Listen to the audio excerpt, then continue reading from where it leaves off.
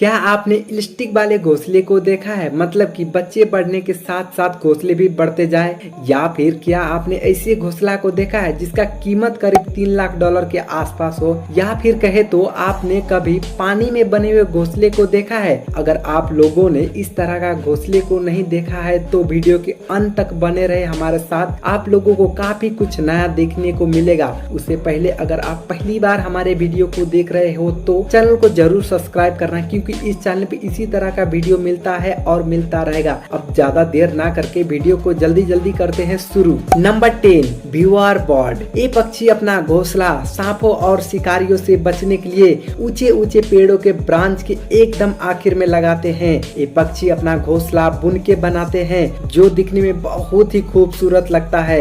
इस खास घोंसले को बनाने के लिए घासों का लंबी लंबी पत्तियों का इस्तेमाल करते हैं। और आपको इस बात को जान के हैरानी होगी, एक घोंसला मेल पक्षी बनाते हैं और इस घोंसले को फीमेल पक्षी चेक करती है। अगर फीमेल पक्षी मेल पक्षी द्वारा बनाए गए घोंसले को अप्रूव करती है तभी घोंसला को आगे बनाया जाता है। घोंसला बनाने की शुरुआत अगस्त में होती है और बनते बनते सितंबर तक का महीना लग जाता है, जो कि काफी ज्यादा समय लगता है। इस पक्षी का घोंसला वाटरप्रूफ भी होता है। Number 9, humming bird. छोटे और खूबसूरत हमिंग बर्ड अपना घोंसला शानदार और खूबसूरत तरीका से बनाती है, जिसको फीमेल हमिंग बर्ड तैयार करती है। और अगर बात करी जाए इस खूबसूरत घोंसला को बनने की समय की तो 1 सप्ताह में बन जाता है। इस नेस्ट को बनाने के लिए वैसे तो बहुत सारी चीज लगती है, लेकिन इनमें से रेशम, पतली और छोटी छोटी लकड़ियों के साथ साथ सिल्क लगता है। ये पक्षी बहुत ज्यादा चालाक और तेज भी होते हैं। इस बात का अंदाजा इसी से लगाया जा सकता है कि ये पक्षी अपना नेस्ट को पूरी तरह से बनाने के बाद चारों तरफ से ग्रीन लिप्स लगा देती है, ताकि सांपों और शिकारियों का इनका नेस्ट ना दिखे और ये पूरी तरह से सुरक्षित रहे।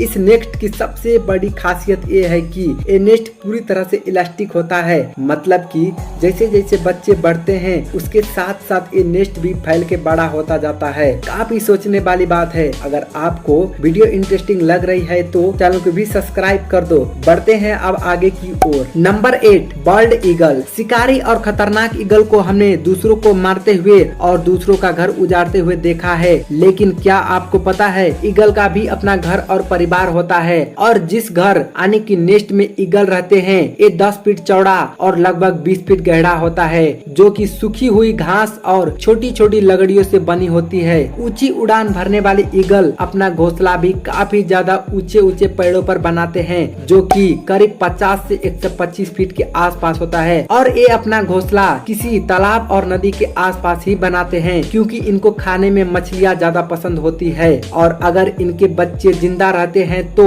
ये अपना घोंसला कुछ कुछ समय के बाद बढ़ाते रहते हैं और कभी कभी इनका घोंसला बहुत ज्यादा ही बड़ा हो जाता है, जिसका एक जीता जागता सबूत है फ्लोरिडा में बना एक नेस्ट, जो कि आज तक का ईगल द्वारा बनाया हुआ सबसे बड़ा नेस्ट है, जिसका वजन लगभग 2000 किलो के आसपास है। मतलब कि जितना बड़ा ये पक्षी है उतना बड़ा इनका घर है। Number 7, edible nest swiftlet. Andaman Nicobar में पाए जाने वाला ये पक्षी लगभग विलुप्त होने के कगार पे है, जिसका कारण है इसका बनाया हुआ नेस्ट। इसकी कीमत लगभग $3 लाख के आसपास है। दरअसल इसी कीमत की वजह से इंसान इन पक्षियों का शिकार करते हैं और इसी वजह से ये पक्षी विलुप्त होने के कगार पे पहुंच चुका है। आपको जान के हैरानी होगी, इन पक्षियों के नेस्ट को खाया भी जाता है, क्योंकि ये अपना नेस्ट खुद के सलाइवा से बनाते हैं, जो कि अंडमान एंड निकोबार के गुफाओं में पाए जाते हैं। दिखने में बहुत ही छोटे दिखने वाले ये नेस्ट गुफाओं के किनारों पे लगे होते हैं। जब सूरज की रोशनी इन पक्षियों के नेस्ट पे पड़ता है तो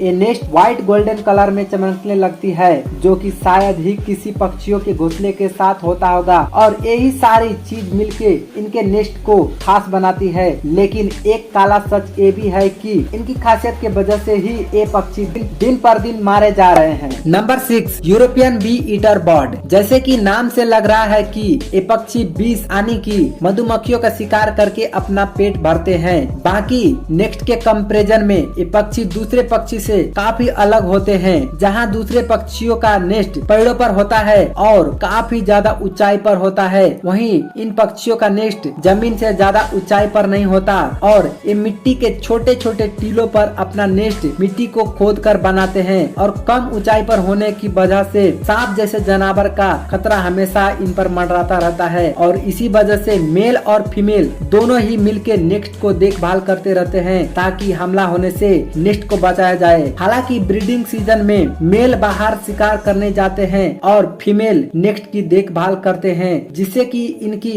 समझदारी और सूझबूझ की पता चलती है। Number 5, sociable weber bird. जहां दूसरे पक्षी अपना नेस्ट खुद या फिर अपने पार्टनर से बनाते हैं, वहीं दूसरी ओर सोशल वेबर बर्ड एक साथ मिलके यानी कि पूरा का पूरा समुदाय मिलके नेस्ट को बनाते हैं और इसी वजह से इन पक्षियों को सोशल वेबर बर्ड नाम दिया गया है। ये पक्षी का पूरे समुदाय मिलके एक बड़े और शानदार नेस्ट का निर्माण करते हैं और ये नेस्ट दुनिया में पाए जाने वाला नेस्ट में से सबसे मजबूत और टिकाऊ होता है। इन पक्षियों का नेस्ट कई सालों तक चला जाता है। इनके द्वारा बनाया गया नेस्ट में करीब 4 से सोशल वेबर बर्ड एक साथ रह सकते हैं। एक बड़े नेस्ट में 10 से 20 होल हो सकता है। अफ्रीका में पाए जाने वाला ये पक्षी अपना नेस्ट सूखे घास और छोटे छोटे तिलियों से बनाते हैं और एक पेड़ पर कई सारे सोशल वेबर बर्ड का नेस्ट रह सकती है। Number 4, horn cut. अभी तक के बताए हुए सभी पक्षियों से अलग हॉर्न कट पक्षी का नेस्ट किसी पेड़ या ऊंचाई पर ना होकर पानी में होता है। ये सुन के थोड़ा अजीब लगता है मगर ये सच है और ऐसा इसलिए है पानी में नेस्ट होने के वजह से इन्हें ज्यादा मुश्किल नहीं होता है खाने पीने के लिए और ये अपना घर छोटी छोटी लकड़ियों और घास से इस तरह से बुनते हैं कि